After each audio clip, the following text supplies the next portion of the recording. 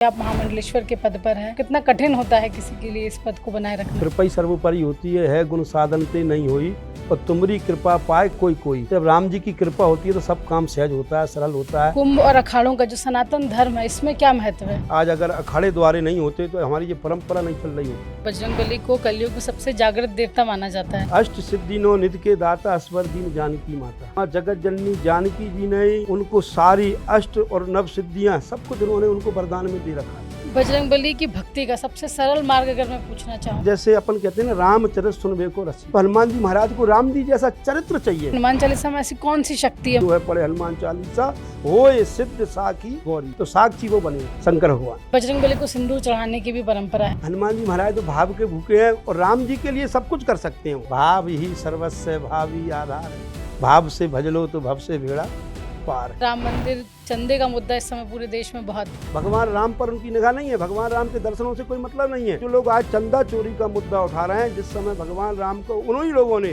Court में वकीलों को खड़े करके काल्पनिक बताया। कई सारे धर्मगुरु ऐसे आए हैं जिनकी जो भटकाने का काम कर रहे हैं। ये तो ऐसे लोग तो भेष बना करके त्रेता से भी आ रहे हैं। रावण ने भी काल नेम का भेष बनाया था, माँ जगत जननी जानकी जी घर के ले गया था। तो ऐसे लोगों से बच करके रहें। तो आपको क्या लगता है सनातन बोध की जरूरत है? राम संतन के पिता संत राम के पूत, और संत न होते जगत में तो राम जी रहते निपूत। संतों के सानिध्य में जो भी कार्य हो संतों की सानिध्य में होना चाहिए। सनातन संवाद में आज के हमारे जो मेहमान हैं वो हैं महामंडलेश्वर पुरुषोत्तम दास जी, जो कि अखिल भारतीय संत समिति के प्रदेश संयोजक भी हैं। महाराज जी, बहुत स्वागत है आपका श्री दिशा भक्ति में। जय श्री राम। आज के इस कार्यक्रम में सबसे पहला सवाल मेरा जो आपसे है वो ये है कि आप महामंडलेश्वर के पद पर हैं। इस पद की अपने आप में बहुत गरिमा है, तो कितना कठिन एक तरीके की तपस्या है ये इस पद की गरिमा को बना के रखना, तो कितना कठिन होता है किसी के लिए इस पद को बनाए रखना? जय श्री राम। हम लोग रामानंद संप्रदाय से हैं। रामानंदा स्वम रामा प्रादुर्भूते मही तले। हमारे राम जी के अवतार लेकर के हमारे जगत गुरु स्वामी रामानंदाचार्य जी महाराज जी प्रकट हुए। आज उसी संप्रदाय से हम वैष्णव संप्रदाय रामानंदी संत हैं। तो भगवान की जब कृपा होती है तो कृपा ही सर्वोपरि होती है गुण साधन ते नहीं होई और तुम्हारी कृपा पाए कोई कोई। जब राम जी की कृपा होती है तो सब काम सहज होता है, सरल होता है, और उन्हीं की कृपा से सब चल रहा है। बिल्कुल। ये जो अखाड़ा परंपरा है और महामंडलेश्वर का जो पद होता है उसका मतलब उसके चयन किस तरीके से होता है, और ये जो पूरा अखाड़ा परंपरा है इसको थोड़ा-सा आप बताएँगे? तो हमारे अखाड़ा परिषद जो है वैष्णव परंपरा में 3 अन्य अखाड़े प्रधान माने गए हैं, जैसे कि दिगंबर अखाड़ा, निर्मोही अखाड़ा, निर्वाणी अखाड़ा। तो हम लोग दिगंबर अखाड़े से श्रीमंत हैं, जो समाज में रह कर के सेवा में संत सेवा करते हैं, व्यवस्थित व्यवस्था करते हैं, गुरुजनों का आशीर्वाद होता है, तो अखाड़े के द्वारा श्रीमंत बनाए जाते हैं। तो हमें जो है दिगंबर अखाड़े से नासिक कुंभ में 2015 में श्रीमंत बनाया गया है, नासिक कुंभ में। तो जो अखाड़े होते हैं तो हमारे जिस प्रकार से जो श्रीमंत बनाते हैं, जिस प्रकार से हमारी मिलिट्री होती है, एक फोर्स होता है हमारे देश में जो सीमा पर रहते हैं, इसी प्रकार से हमारे जो नागा होते हैं वो अखाड़ों में रहते हैं। तो इसीलिए अखाड़ों का चयन हुआ है। तो अखाड़े हमारे जो होते हैं तो जो पूरा कुंभ की व्यवस्था देखते हैं, कुंभ कराते हैं, और अखाड़ों के अंतर्गत हम लोग शाही स्नान करते हैं कुंभ में। कुंभ अपना 4 जगह लगता है, जैसे नासिक, उज्जैन, प्रयागराज और आपका हरिद्वार। अच्छा जी। जैसे मैंने आपके बारे में मुझे जानकारी मिली, आप बजरंगबली के काफ़ी बड़े भक्त हैं। शिवपुरी में जो बड़े हनुमान जी का जो मंदिर है वहाँ की आप सेवा करते हैं, तो कितने सालों से ये जो बजरंगबली की सेवा है उसमें आप कर रहे हैं? जी खैर श्री हनुमान जी महाराज की कृपा तो हम पे बचपन से ही है। हम जब जो है छोटे थे जब ही से भगवान की सेवा का अवसर मिल रहा है हमें। हम अपनी जन्मभूमि पे भी रहे, जब भी हमने हनुमान जी की सेवा करी बचपन में रह करके, और आज भी जो है जहाँ भी हमको स्थान मिले हैं और जहाँ भी हम रह रहे हैं तो हनुमान जी की शरणागति में ही रह रहे हैं। हनुमान जी महाराज वे ही कृपा करे हुए हैं, उन्हीं की शरणागति में रह रहे हैं। तो ये कितने समय से मतलब वहाँ जो भक्त आते हैं और जो मंदिर में है कारोबार कब से चल रहा है ये? ये तो खैर बहुत पहले से ही चल रहा है, हुँ। और हम तो जो जानते हैं जब से हमने याद संभाली है, जब से हम अपने होश में आए हैं बचपन से लेकर के, जब से हनुमान जी की जरूर हमें कृपा हम पे है। अच्छा। हनुमान जी की शरणागति में ही रहने को हमें मिला है। चलिए हम इस पे आगे और चर्चा करेंगे बजरंगबली की कृपा पे, उनके चमत्कारों पे। तो अगर मैं आपकी पारिवारिक पृष्ठभूमि की बात करें तो ये जो धर्म की राह है, ये जो भक्ति की राह है, ये आपको मतलब पारिवारिक मिली है या फिर गुरु जी की आपके ऊपर कृपा थी? कैसे आप इस मार्ग पे आने का आपने सोचा? ये तो एक भगवान की कृपा ही होती है, कुछ परिवार के भी पुण्य होते हैं। हुँ, जब जिस कुल में कोई वैष्णव दीक्षा लेता है और जब कोई वैष्णव बनता है तो उसकी 21 पीढ़ी तरती है। तो ये बिना पुण्य के परिवार के भी पुण्य रहते हैं, माता पिता का भी आशीर्वाद रहता है और गुरु जी की तो कृपा रहती है। गुरु बिन भवनिधि तरहि न कोई। तो बिना गुरु जी की कृपा के भी कुछ नहीं होता। और ये जो है ईश्वर ही सबसे बड़ी कृपा वो होती है कि उन्होंने अपनी शरणागति में ले लेते हैं हुँ, और जब ही सब कृपा होती है। बिल्कुल। चलिए हम उसकी अखाड़ा परंपरा की बात कर रहे थे, तो कुंभ और अखाड़ों का जो सनातन धर्म है, इसमें क्या महत्व है? जो महाकुंभ आयोजित किए जाते हैं, जो अखाड़ा परंपरा है, जो पूरी चली आ रही है, इसका क्या महत्व है हमारे धर्म में? शास्त्रों में क्या उल्लेख है इनका? अखाड़ों का सबसे बड़ा महत्व है सनातन में, क्योंकि अखाड़े द्वारे के द्वारा ही जो है आज हमारा सनातन जीवित है, सनातन जिंदा है। आज अगर अखाड़े द्वारे नहीं होते तो हमारी ये परंपरा नहीं चल रही होती। क्योंकि अखाड़े द्वारे से जो संत महात्मा होते हैं वो ही एक जो है सामाजिक होते हैं, एक सात्विकी होते हैं।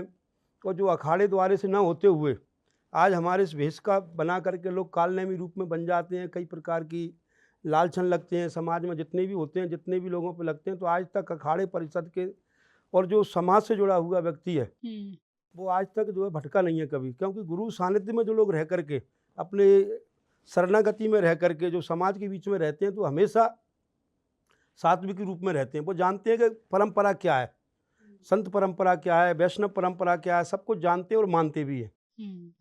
इसीलिए बहुत बड़ा महत्व है अखाड़े का और समाज का। चलिए हम बजरंगबली की बात कर रहे थे, तो बजरंगबली को कलयुग में सबसे जागृत देवता माना जाता है।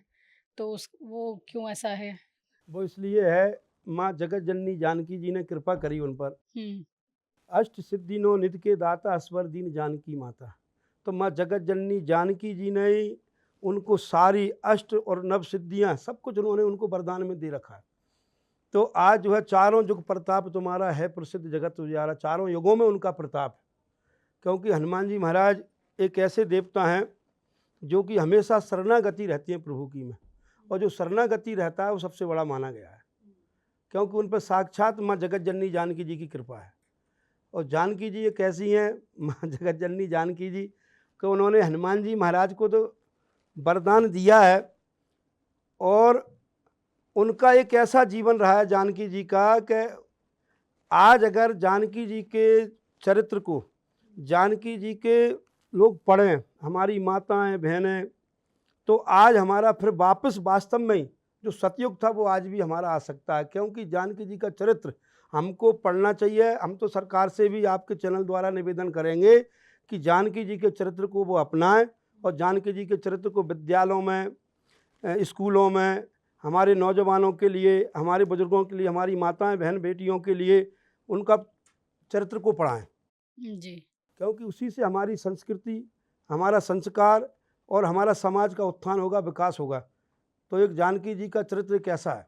जी, बिल्कुल। कहते हैं कि बजरंगबली को मतलब नाम से अगर पुकारो, जब भी उनके भक्त जो हैं वो परेशानी में होते हैं, तो एक नाम मात्र से बजरंगबली उनकी रक्षा करने आ जाते हैं। ख़ास तौर पे अगर भूत पिशाच की हम बात करें तो हनुमान चालीसा, ये सब बच्चे-बच्चे को पता है हमारे देश में।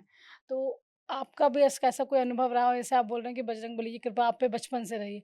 कोई ऐसा चमत्कार आपने कभी ऐसा महसूस किया हो, आपने अपने जीवन में या फिर मंदिर में हज़ारों लोग श्रद्धालु आते हैं, उनके जीवन में ऐसा कोई अनुभव रहा है, कोई ऐसी घटना जो आप हमारे दर्शकों के साथ बताना चाहेंगे? वैसे तो अपने जो अनुभव होता है बताना नहीं चाहिए, मगर ठीक है आपने पूछा तो बता रहे हैं हम आपको कि जब हम छोटे में अपनी जन्मभूमि पर एक झोंपड़ी बना करके रहते थे। हुँ, आज ही वहाँ आश्रम बन गया है, खूब गौशाला बन गई है। तो उस समय कई प्रकार की मन में विचार आते रहते थे कि यहाँ रहना चाहिए कि नहीं रहना चाहिए, जन्मभूमि पर रहना चाहिए कि चले जाना चाहिए। तो हमने कहा कि हे प्रभु, जब आपकी शरणागति में रह रहे हैं तो हम किसी को जानते नहीं थे, कोई भगत जगत नहीं था, छोटी सी उम्र थी, वहीं झोंपड़ी में रहते थे। तो उस समय हमने हनुमान जी महाराज से, कोई आश्रम में कोई मूर्ति नहीं थी, वहाँ कोई मंदिर नहीं था, खाली झोंपड़ी बनाई थी।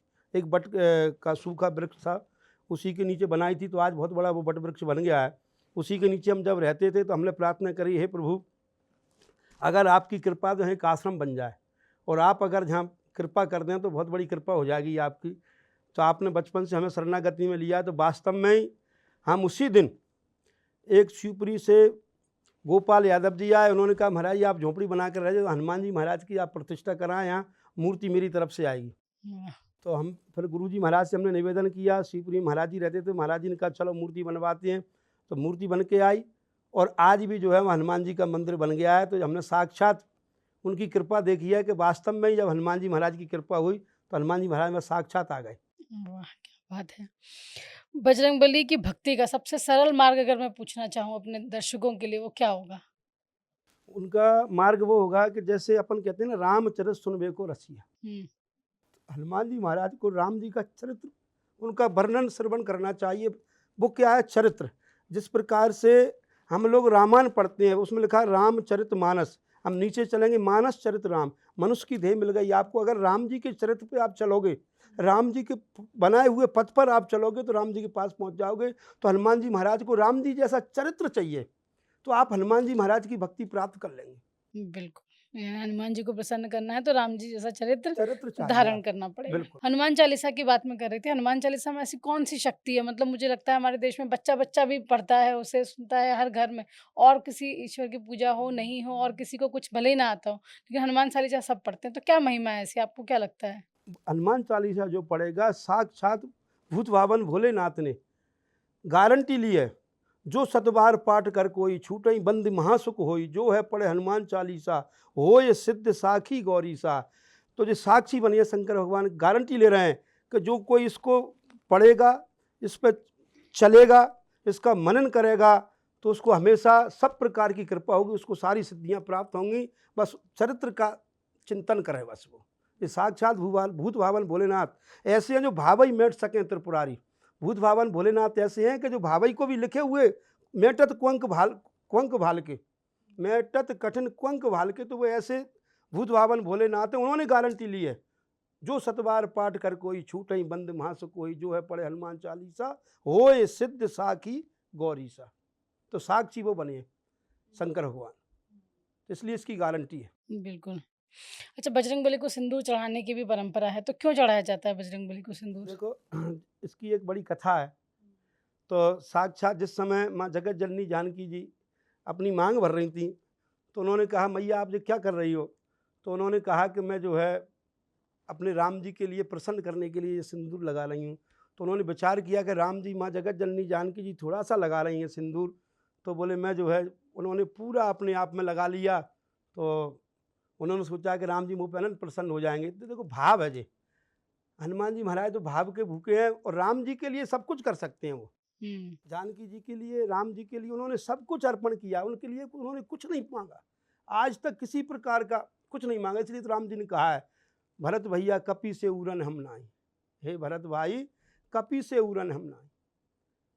तो राम जी तो के प्राप्त करने के लिए, राम जी को प्रसन्न करने के लिए हनुमान जी महाराज ने वो सारा सिंदूर अपने शरीर में लगा लिया कि माँ जानकी जी प्रसन्न करने के लिए छोटा सा सिंदूर लगाती हैं, तो क्यों ना मैं अपने पूरे शरीर पर लगा लूँ, तो राम जी मुझसे प्रसन्न हो जाएंगे। अच्छा। कब, किन स्थितियों में किसी भक्त को, या कौन-सी ऐसी परेशानियाँ हैं जब बजरंगबली को सिंदूर चढ़ाने से उन्हें परेशानियों से मुक्ति, कब चढ़ाना चाहिए सिंदूर? किसी भी प्रकार की परेशानी हो, हुँ, जो भी कुछ उनको प्राप्त करना हो, किसी भी समय आप हनुमान जी महाराज को सिंदूर चढ़ाओगे तो आपको सब प्रकार की मनोकामना पूर्ण होगी। अच्छा। क्या तरीका होता है सिंदूर चढ़ाने का? बस एक समर्पणता भाव, जहाँ भाव है वहाँ भगवान है। बस भाव अच्छे भाव होने ही चाहिए। सर्वस्व, भाव ही आधार है। भाव से भज लो तो भव से बेड़ा पार है। जी।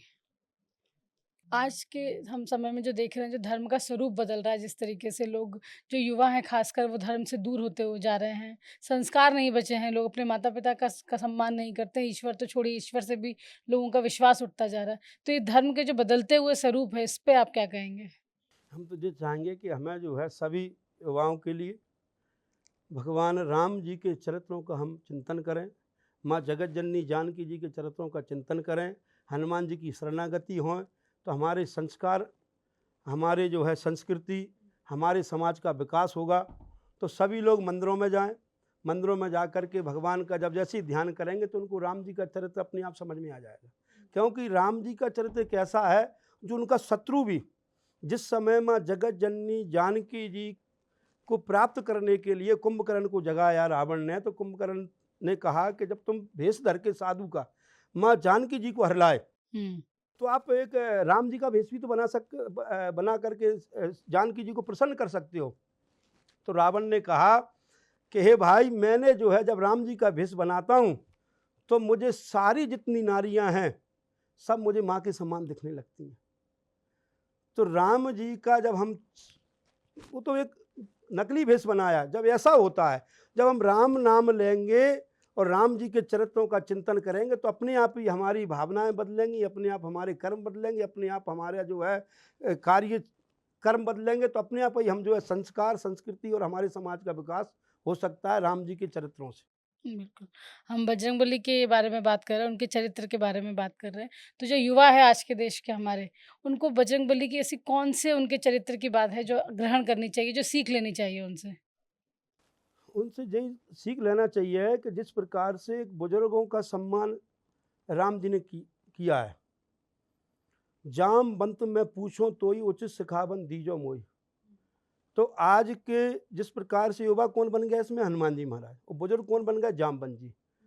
तो उन्होंने पता था कि मैं बलवान हूँ, मैं जा सकता हूँ समुद्र पार करके, जानकी जी को भी उठा करके ला सकता हूँ, लंका को भी समुद्र में डुबा सकता हूँ, मगर बिना जामवंत जी से जब पूछा गया, गुरु की भूमिका जामवंत जी निभा रहे हैं, बुजुर्ग की भूमिका जामवंत जी निभा रहे हैं, तो उनसे बिना पूछे उन्होंने कोई कार्य नहीं किया। इसीलिए हमको जो है बुजुर्गों की सानिध्यता में जो लोग रहते हैं वो हमेशा सफल होते हैं, चरित्रवान बनते हैं और हमेशा संस्कार बनते हैं। वैसे तो जो हनुमान चालीसा है उसकी हर चौपाई की हर का महत्व अपने आप में बहुत ख़ास है।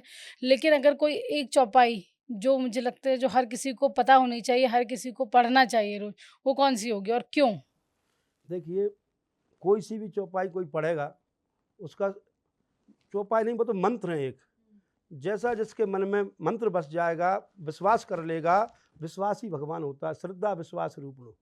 अगर विश्वास आपने कर लिया, रामचरितमानस की, हनुमान चालीसा की कोई भी चौपाई अगर वो पढ़ता है विश्वास के साथ, तो उसको फलदायी होगी। और जैसे हनुमान चालीसा हम पढ़ते हैं कि श्री गुरु चरण सरोज रज, निज मन मुकुर सुधार, बरनऊ रघुवर विमल जसे जो दायक फल चार। तो चारों फलों की अगर प्राप्ति करना है, अगर वो नित्य हनुमान चालीसा का पाठ करते हैं तो उन्हें चारों तरह की सिद्धियां, उनको अर्थ धर्म काम मोक्ष की प्राप्ति होगी। अच्छा, तो ये जो आपने 2 लाइनें बताई हैं श्री गुरुचरण ये करना चाहिए। अगर पूरी आपको याद नहीं है तो ये तो कम से कम आप कर आप कर सकते हैं। सकते हैं, और ज़्यादा समय नहीं था, 5 मिनट के अंदर हनुमान चालीसा का पाठ हो जाता है। बिल्कुल। और क्या कहा है, चारों फलों की, बुद्धिहीन तन जान के सुमरऊं पवन कुमार, बल बुद्धि विद्या देव मोहि हराओ कलेश विकार। विकारों का नाश हो जाता है, बल प्राप्त होता है, बुद्धि प्राप्त होती है और विद्या का हमको प्राप्त होती है। कलयुग का समय चल रहा है, कलयुग में जिस तरीके से धर्म बदल गया है, भक्ति का तरीका बदल गया है, इस पे आप क्या कहेंगे? देखिए, ये तो क्या है कि हम लोग अपनी संस्कृति को भूलते जा रहे हैं। तो युवाओं से, न सभी श्रद्धालु जनों से, न सभी धर्म प्रेमी बंधुओं से यही निवेदन करेंगे, समस्त सनातनियों से, हिंदुओं से, कि भगवान की भक्ति अगर हमको प्राप्त करना है, अपने आप को मनुष्य शरीर मिला है, ये देह मिली है, तो हमें भगवान की प्राप्ति के लिए मिली है। इसीलिए हमको भगवान की प्राप्ति के लिए कई प्रकार के प्रयत्न करना चाहिए, जिससे हम अपने संस्कारों के साथ अपने परिवार का ही पालन पोषण करते रहें और भगवान की शरणागति भी हम लोग बने रहें। तो जो संस्कार खत्म हो रहे हैं या धर्म से जो दूरी बढ़ रही है, आपको लगता है उसमें आज के जो जनरेशन के बच्चे हैं, युवा हैं, उनका उतना दोष है या उनके माता-पिता का भी दोष है क्योंकि वो संस्कार अब घर से ही नहीं मिल रहे हैं? बिल्कुल सत्य बात है, आपने जो बहुत बढ़िया कहा। ये दोष जो है हमारी समाज का ही होता जा रहा है, क्योंकि समाज में ना तो इस प्रकार के संस्कार मिल रहे हैं हमको, ना संस्कृति मिल रही। और अगर रामचरितमानस का अगर हम लोग अध्ययन ही करने लगेंगे, क्योंकि तुलसीदास जी ने रामचरितमानस इसीलिए कहा था कि वेदों का कोई अध्ययन कर नहीं पाएगा, इसीलिए सरल भाषा में, हिंदी भाषा में रामायण उन्होंने, गोस्वामी तुलसीदास जी ने इसीलिए लिखी थी। कली काल में ऐसा समय आएगा जो लोग रामचरितमानस का पाठ करके, अगर हम तो कह रहे हैं जिस घर में नित्य रामचरितमानस का पाठ होगा उस घर में हमेशा संस्कार संस्कृति के साथ किसी प्रकार का कलह दुख कष्ट उस घर में कभी आ ही नहीं सकता है। इसीलिए युवाओं को अपने हम जो कह रहे हैं इतना समय नहीं मिला, मगर रामचरितमानस तो आप तो जो है 5 दोहा पढ़ो, 10 दोहा पढ़ो, जितना समय मिले उतनी समय मिले, और जब भी कभी भी किसी समय भी समय मिले उसी समय भी हमको पढ़ना चाहिए, जिससे हम अपने जीवन को सफल कर सकें। हाँ, बजरंगबली की बात हो रही है तो प्रभु राम की बात ना हो ऐसा हो नहीं सकता। तो प्रभु राम की बात करूँ तो बाहर के लोगों को छोड़िए, जो अपने ही देश में कई लोग हैं जो प्रभु राम की और ये जो पूरी रामायण का जो है उसका उसका ही विरोध कर देते हैं, उसी को मतलब उसके अस्तित्व को ही खत्म कर देते हैं, मतलब मान ही रहे हैं, काल्पनिक मानते हैं इसे। तो क्या कहेंगे ऐसे लोगों के लिए? देखिए, उनका कोई धर्म ही नहीं है, उनका कोई जाति नहीं है, उनका कोई पंथ नहीं है। अब वे लोग क्या समझेंगे कि राम जी का चरित्र क्या है? वे कोई चरित्रवान ही नहीं है। तो ऐसे लोगों को हम क्या समझें, उनसे क्या कहेंगे, क्योंकि उनको समझ में नहीं आ रही हमारा जीवन क्या है। अब ऐसा जीवन तो कोई भी जी लेता है। जो इस राम जी के चरित्र को वही समझ सकता है जो वास्तविकता चरित्रवान होगा, जिसमें वास्तव में ही कोई अच्छे कुल में जन्म लेगा। कुलवान परिवार भी होना चाहिए उसके लिए, क्योंकि भगवान भी हर जगह जन्म नहीं लेते, इसलिए भक्ति भी हर घट में जब भी प्राप्त होगी आपको राम जी की भाव, जब भी आपके अंदर जागेगा, जब आप अपने आप को चरित्रवान बनाएंगे, आप लोग संस्कारवान बनाएंगे, संस्कृतिवान बनाएंगे। ऐसे तो कई लोग कई प्रकार की बातें करते रहते हैं। भगवान राम की बात हो रही है, राम मंदिर चंदे का मुद्दा इस समय पूरे देश में बहुत, तो चंदा चोरी का जो एक मामला पूरा चल रहा है, जब आपको भी खबर होगी उसका, तो क्या आपके मन में भाव आते हैं इस तरीके की जब खबरें हम सुनते हैं? देखिए, राम मंदिर से तो हमारा बहुत बड़ा संबंध है कि हमारे जो सदगुरुदेव भगवान हैं, स्वामी श्री श्री 1008 स्वामी श्री नृत्य गोपाल दास जी महाराज, वो हमारे सदगुरुदेव भगवान हैं, जो आज आज वर्तमान में राम जन्मभूमि तीर्थ ट्रस्ट के अध्यक्ष भी हैं। तो जो चंदा चोरी का मुद्दा चला है, देखिए कि जो लोग वहाँ पर रह रहे हैं वो आस्थावान हैं, मगर क्या है कि वो जो है निष्ठावान भी हैं, मगर वो एक देख रेख सही तरीके कहीं ना कहीं चूक तो हुई है, कुछ ना कुछ तो मामला हुआ है इसमें। उसकी जो है हमारे उत्तर प्रदेश के मुख्यमंत्री योगी आदित्यनाथ जी ने जो है एसआईटी जांच करा रहे हैं, उसमें दूध का दूध पानी का पानी उन्होंने कहा है। अब इस विषय पे अपन अभी हम क्या जानकारी दे पाएंगे आपको कि क्या सत्यता है क्या असत्यता है, क्योंकि चिल्लाने वाले तो जो स्वयं भगवान राम को काल्पनिक कहते थे, उन लोगों को हम क्या कहेंगे। आज वो चंदा चोरी की बात कर रहे हैं, क्योंकि उनको जो है गंदगी दिखती है। मक्खी जिस प्रकार से गंदगी पे जा करके बैठती है, उसी प्रकार से उनकी निगाह गंदगी की पर है। भगवान राम पर उनकी निगाह नहीं है, भगवान राम के दर्शनों से कोई मतलब नहीं है। भगवान राम के जिस समय जो लोग आज चंदा चोरी का मुद्दा उठा रहे हैं, जिस समय भगवान राम को उन्हीं लोगों ने कोर्ट में वकीलों को खड़े करके काल्पनिक बताया, आज वो लोग क्या समझेंगे कि राम जी की निष्ठा क्या है, राम जी का चरित्र क्या है, राम जी क्या है। तो जिन लोगों पर जो चोरी का इल्ज़ाम लगाया जा रहा है, वो वास्तविकता निष्ठावान है, भगवान की सेवा में है। अब कुछ ना कुछ कहीं ना कहीं तो कुछ ना कुछ गलती हुई है, इसका सब सामने आ जाएगा जांच होने पर। अभी भोपाल आए थे देवकीनंदन ठाकुर जी, उनसे भी इस विषय पे बात हुई थी हमारी। तो सनातन बोर्ड की बात उन्होंने कही थी कि इन सारी तरीके की चीज़ें जो हैं उनसे बचने के लिए सनातन बोर्ड बनना चाहिए। और भी हमारी कई महंतों और साधु संतों से बात हुई, तो आपको क्या लगता है सनातन बोर्ड की ज़रूरत है देश को? देखिए, हम तो जो कहते हैं कि अयोध्या एक महंतों की नगरी रही है, हुँ, और अयोध्या जी में अगर जिस प्रकार से हर बड़ी बड़ी संस्थाओं का महान संचालन करते हैं, संतों के कारण ही आज अयोध्या को माना जा रहा है कि नहीं। राम संतन के पिता, संत राम के पूत, और संत ना होते जगत में तो राम जी रहते निपूत। तो हम तो ये कहते हैं कि वहाँ पे जो है संतों का जो रहा है, तो संतों को ही उस ट्रस्ट के जैसे आज अध्यक्ष महाराज जी हैं, उसी प्रकार से सबको बनाना चाहिए, और संतों की उसमें ट्रस्ट चलना चाहिए, और संतों के सानिध्य में जो रहेगा तो इस प्रकार की कभी गड़बड़ी हो ही नहीं सकती है। तो मतलब बनना चाहिए, जल्द से जल्द बनना चाहिए सरकार बिल्कुल, को। संतों के सानिध्य में जो भी कार्य हो संतों की सानिध्य में होना चाहिए। आज के जो लोग हैं, जो युवा हैं, इनको धर्म से जोड़ने के लिए ठीक है, हम संस्कारों की बात कर रहे हैं माता-पिता पर, जैसे बात करें साधु संतों की आप हैं, तो किस तरीके के कार्य आप मुझे जानकारी मिली, आप कई तरीके के ऐसे धार्मिक आयोजन कराते रहते हैं ताकि लोगों को, युवाओं को धर्म से जोड़ा जा सके, तो उसके बारे में थोड़ा-सा देखिए, बताएँगे? हमने एक शिवपुरी में एक जानकी सेना संगठन बनाया है, 2014 में उसकी संस्था हुई, तो हम उसके विस्तारक हैं।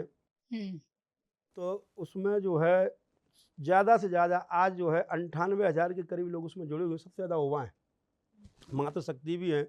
तो उसमें हर शनिवार को हम लोग सुंदरकांड का पाठ करते हैं। उसका एक ही मकसद है, घर घर सुंदरकांड, हर घर सुंदरकांड। उसमें कई सेवा विकल्प भी रखे हैं, गौ सेवा है, पर्यावरण सेवा है, इस प्रकार की कई शादियां हैं बच्चियों की, कई प्रकार की सेवाएं चलती हैं।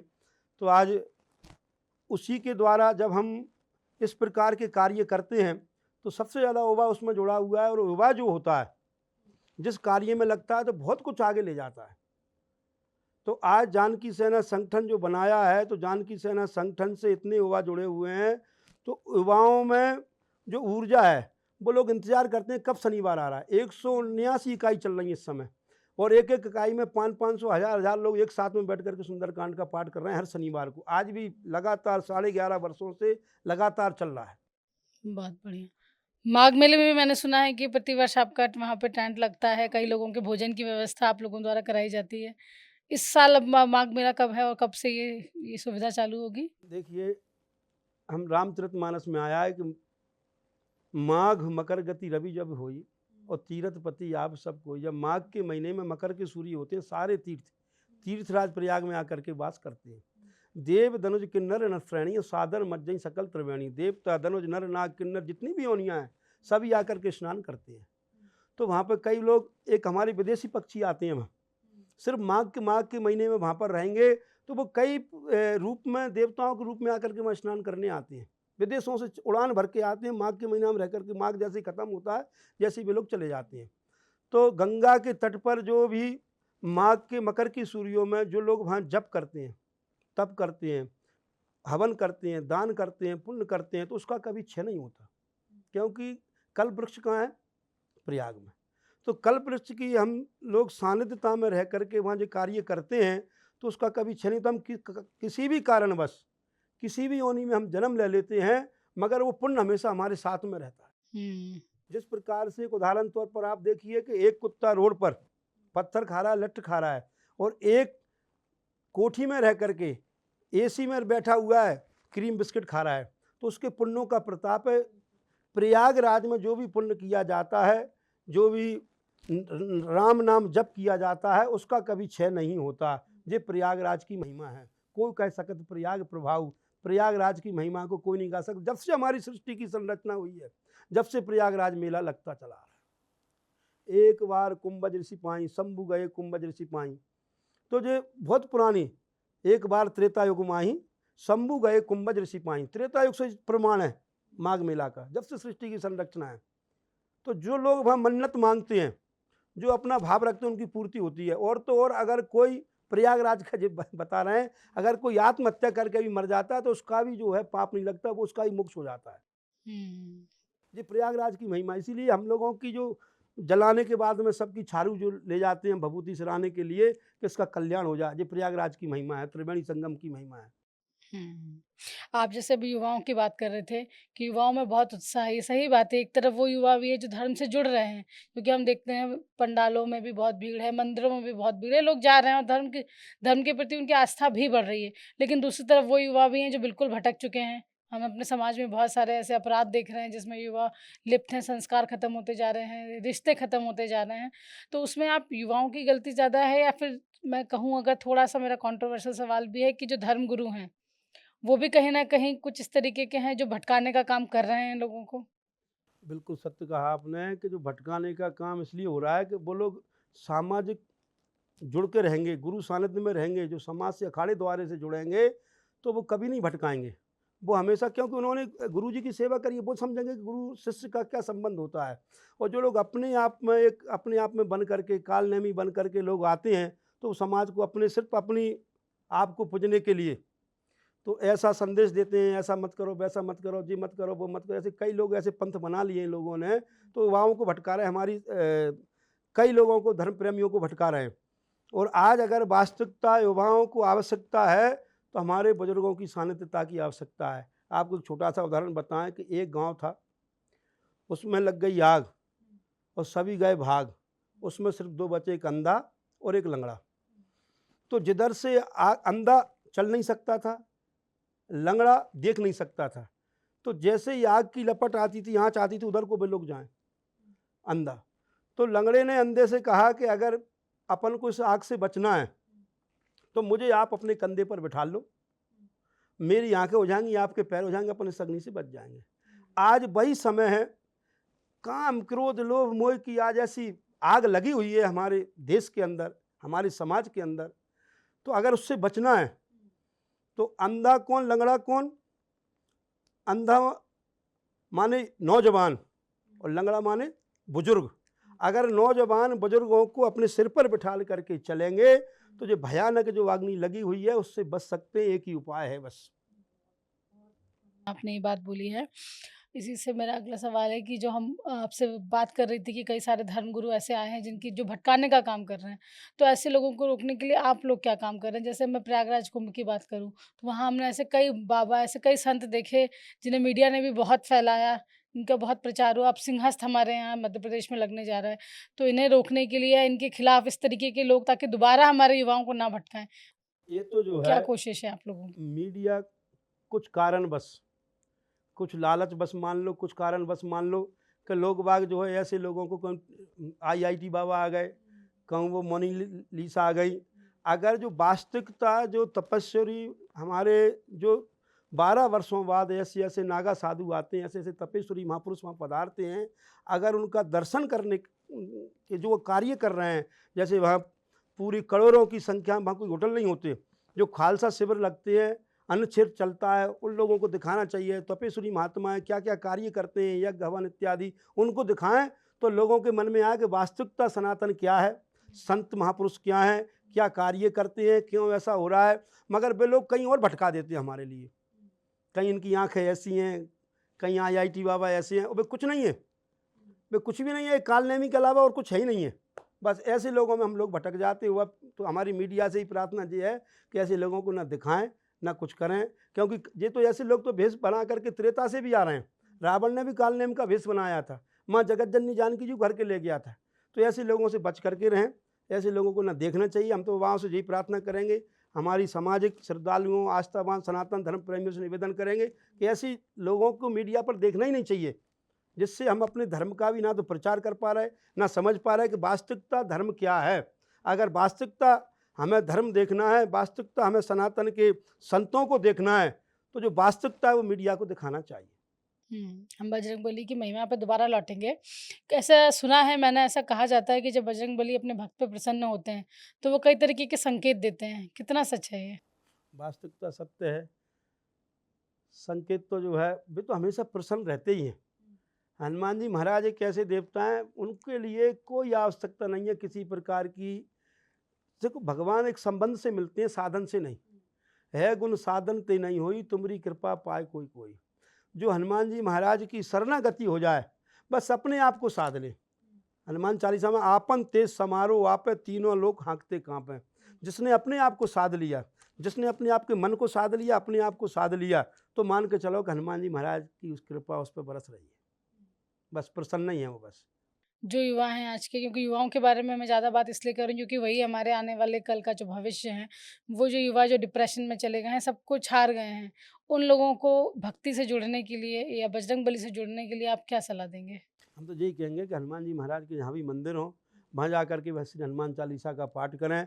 हनुमान जी महाराज की हम तो ज़्यादा नहीं कह रहे, अगर वो 7 दिन भी जा करके, अरे रोज़ नहीं जा सकते तो शनिवार मंगलवार को अगर हनुमान जी महाराज के मंदिर में जा करके हनुमान चालीसा का पाठ करते हैं, बैठ करके राम नाम जपते हैं, तो हनुमान जी महाराज की कृपा उन पर हो जाएगी। वो डिप्रेशन से बाहर हो जाएंगे। कई प्रकार के हमने प्रत्यक्ष प्रमाण भी देखे हैं। आज भी जो हनुमान जी की शरणागति गए हैं, उनको सब कुछ प्राप्त होता है, बल बुद्धि विद्या सब कुछ प्राप्त हो जाता है। अगर किसी को भूत पिशाच है, भूत पिशाच निकट नहीं आवे, महावीर जब नाम सुनाम, कोई संकट में संकट कटे मिटे सब पीरा, जो सुमरे हनुमत बलवीरा। किसी को रिद्धि सिद्धि चाहिए तो अष्ट सिद्धि नवनित के दाता, असबर दीन जानकी माता, उनके पास सब कुछ है हनुमान जी महाराज के लिए। और हनुमान जी महाराज को कुछ नहीं चाहिए। जब इतना कार्य किया राम जी के लिए, जब उस समय नहीं मांगा राम जी, फिर आज भी उनसे उड़न नहीं है। भरत भैया कपि से उड़न हम ना आई, वो क्यों कह रहे हैं कि राम जी ने कभी कुछ मांगा ही नहीं। एक बार अयोध्या में राम जी ने विचार किया, जानकी जी से कहा कि मैंने सबको सब कुछ दिया, मैंने हनुमान को कुछ नहीं दिया। हनुमान जी को बुलाया अकेले में, सिंहासन पर राम जी बैठे थे, चरणों में ऐसे हनुमान जी बैठे थे। उन्होंने कहा हनुमान जी पे हाथ रख करके सिर पर, हे हनुमान, मेरी सुग्रीव ने सेवा करी, मैंने पंपापुर का पद दे दिया, मेरी विभीषण ने सेवा करी, मैंने लंका का पद दे दिया, मगर आज आप भी कुछ ना कुछ मांग लो। तो दोनों चरणों को पकड़ के हनुमान जी महाराज कहते हैं, प्रभु मैं मानता हूँ सुग्रीव के पास पंपापुर का एक पद है, मैं मानता हूँ विभीषण के पास लंका का एक पद है, मगर मेरे पास तो दो दो पद हैं। दोनों चरण को पकड़े, हे प्रभु मेरे पास दो दो पद है। इसीलिए राम जी कहते हैं कपि से उरन हम नाई। हनुमान जी महाराज कुछ चाहिए नहीं, तो शरणागति हो जाओ उनकी। बस राम नाम आप जपोगे तो राम नाम बस एक मोह कपट छल छिद्र न भाव। पर राम जी की शरणागति जाना है तो किसी प्रकार का कपट छल छिद्र छोड़ करके बस भगवान स्वयं राम जी कहते हैं शरणागत कहूँ जे तही निधि अनित अनुमान ते नर पावर पाप मत न बुलोगत। कोट विप्र बल लागे जाऊ आए शरण तजो नहीं था। चाहे कोटान कोट ब्राह्मणों का भी क्यों ना वध किया हो, तो राम जी कहते हैं मैं उसको कभी त्यागता नहीं हूँ। तो राम जी की शरण में हो गया। हनुमान जी महाराज राम द्वारे तुम रखवारे होत न आज्ञा बिन पैसारे। हनुमान जी महाराज जो है राम जी से मिला देते हैं। अगर राम जी की भक्ति करना है तो हनुमान जी की शरणागति आप हो जाओगे तो मान के चलो राम जी की भक्ति हो गई। सनातन संवाद का हम समापन करेंगे। एक श्री दिशा भक्ति के दर्शकों के लिए, एक आपको जो पूजने वाले लोग हैं और बजरंगबली को जो पूजने वाले लोग हैं, उन लोगों के लिए आप क्या संदेश देंगे? अपन कहते संसार सागर, तो संसार सागर में हमको जीवन मिल गया, ये सुनहरा जीवन मिला है। उसी प्रकार से सागर का के बीच में सोने की लंका है। उस सोने की लंका में एक तो कुंभकर्ण सो रहा है और एक विभीषण जी सो रहे हैं। ते ही समय विभीषण जागा, क्योंकि 6 महीना का वरदान कुंभकर्ण को था। कुंभकर्ण को किसने जगाया? कुसंग के रावण ने। तो वो कहाँ पहुँच गए वो अपन जानते हैं। और विभीषण को किसने जगाया? सत्संग के हनुमान जी ने। जो हनुमान जी के सत्संग में आकर के अपने आप को शरणागति कर लेगा तो मान के चलो कि वो राम जी के पास पहुंच जाएगा, जिस प्रकार से विभीषण को राम जी से मिला दिया। तो उसी प्रकार से हनुमान जी की शरणागति हो। हम तो आपके चैनल द्वारा यही कहना चाहेंगे कि आप लोग हनुमान जी की शरणागति हो, हनुमान जी की भक्ति प्राप्त करें। जिस प्रकार से कुंभकर्ण को कुसंग के रावण ने जगाया तो उनकी मौत हो गई, और एक सत्संग के हनुमान जी ने विभीषण को जगाया तो उनको राम जी से जोड़ दिया है। तो इसीलिए जीवन में अगर आपको सफल बनाना है तो एक सत्संग जीवन में करें, और सत्संग सिर्फ एक ही है, क्योंकि अपन कहते हैं ना राम नाम सत्य है, तो राम ही एक सत्य है। और तो राम जी क्या है? सत्य क्या है? सत्संग। हमारे साथ 24 घंटे सत्य के साथ अगर हम चलेंगे, सत्य के साथ रहेंगे, सत्य में अपना जीवन को यापन करेंगे, तो मान के चलो आप राम जी के पास ही रह रहे हैं, राम जी के साथ में ही आपके 24 घंटे आप उनकी शरणागति में हैं। तो हनुमान जी महाराज आप पर हमेशा कृपा करेंगे। रामचरित सुनबे को रसिया, जिस प्रकार से राम जी का चरित्र है उस प्रकार से आप अपने चरित्र को बनाएंगे तो हनुमान जी महाराज आप पर 24 घंटे प्रसन्न रहेंगे। उनके रहने से किसी प्रकार की भी कोई समस्या नहीं होगी, चारों फलों की प्राप्ति होगी। जी बिल्कुल। तो देखा आपने कि बजरंगबली को अगर आप अपने जीवन में उनकी कृपा चाहिए है तो राम नाम जपना बहुत ज़रूरी है। इसी के साथ आज के सनातन संवाद का हम समापन करेंगे। महाराज जी बहुत धन्यवाद आपका जो आपने हमारे लिए समय निकाला। जय श्री राम।